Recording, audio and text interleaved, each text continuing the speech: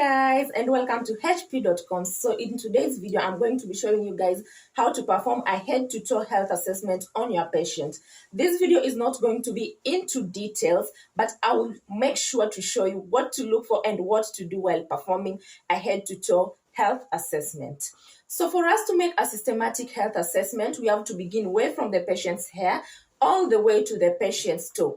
And we also have to take into consideration the 4 basic principles of health assessment. Includes inspection, palpation, percussion, and auscultation. So right now we are going to be performing hand hygiene. Put on our gloves and head to our patient's room.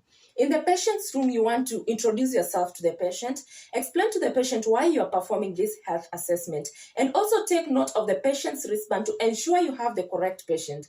On the patient's wristband, be sure to check for the first and the last name, the date of birth. You can also ask your patient to verbalize this just to confirm.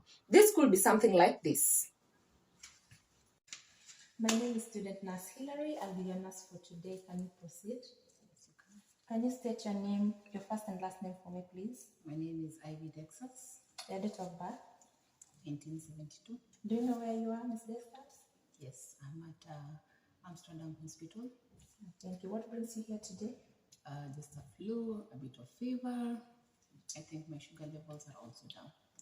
And that is it. So as you can see, my patient is alert, is conscious, and can verbalize, because you see every question I'm asking my patient is instantly responding. So the first thing we are going to do is I'm going to be checking my patient's hair. As you can see, my patient's hair is so nice and clean and well groomed. Next, you want to check inside to ensure there are no signs of alopecia. Alopecia is hair loss, and as you can see, my patient's hair is okay.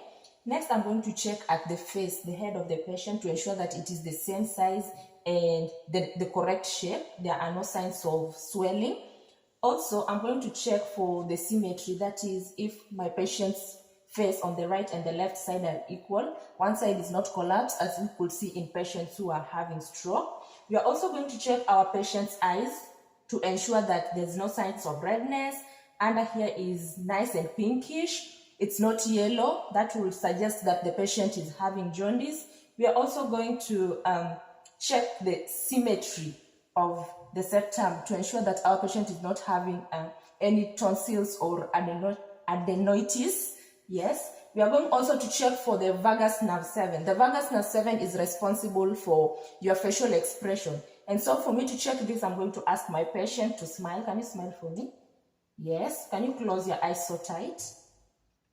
Yes. It means the nerves are okay and it is working correctly.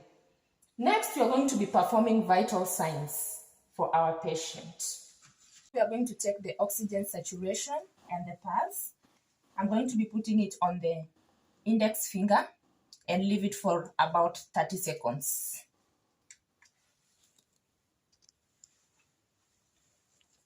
You'll check your readings, gently remove it, and then document your findings. Pressure simultaneously. So first you are going to begin with this. This one you are going to put it in the armpits. Yes. Press it down. It is started. Now let's move on to measure the blood pressure. Now the blood pressure machine is already done, and you see now you're using the left arm. When you're using the left arm, you must ensure that this arrow is in accuracy with the brachial artery. Then we'll begin to pump.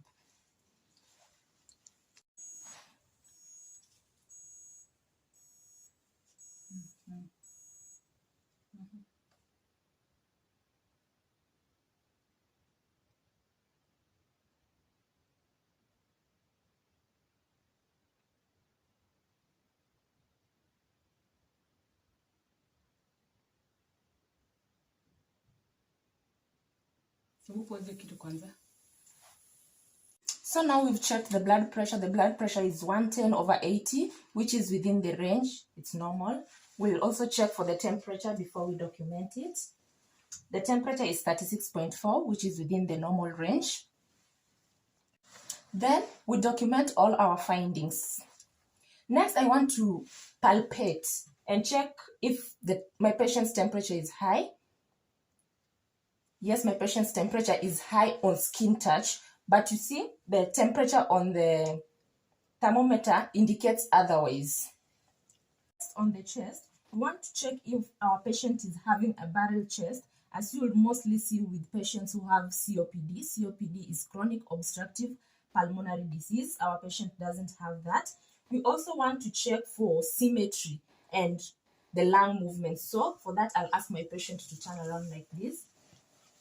You'll often tell your patient to sit down in a certain way, and then you put your fingers this way and ask your patient to breathe. Can you please breathe in, out, slowly?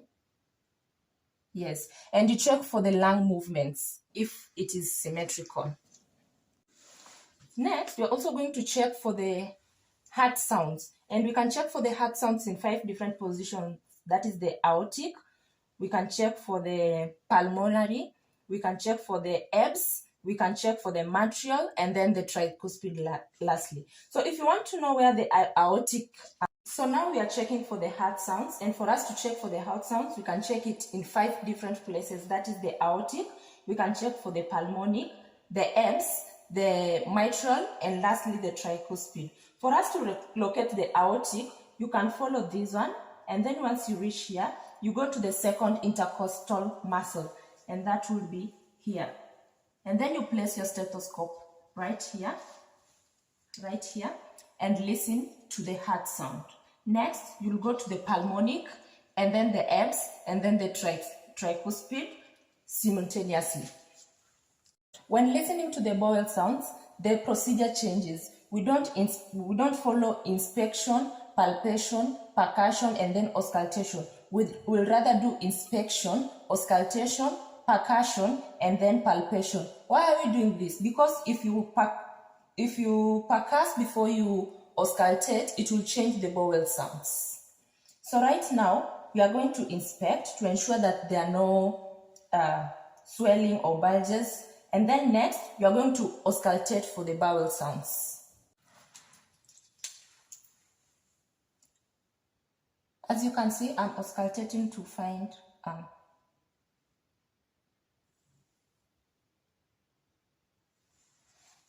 there are signs of. Next, we are going to percuss. When you're percussing, your hands should be like this, and then you'll feel the sounds that the abdomen makes. Lastly, you'll palpate. While palpating, you'll observe your patient's reaction or observe your patient's reactions to see if there are any signs of. You're also palpating to check for signs of edema. Edema means there is excessive fluid retention or excessive fluid within the extracellular matrix. Lastly, on the patient's leg, you also want to check to ensure there are no signs of swelling, there are no signs of edema, and that the patient is not feeling pain. We also want to make sure that we ask our patient to rate her pain on a scale of 0 to 10.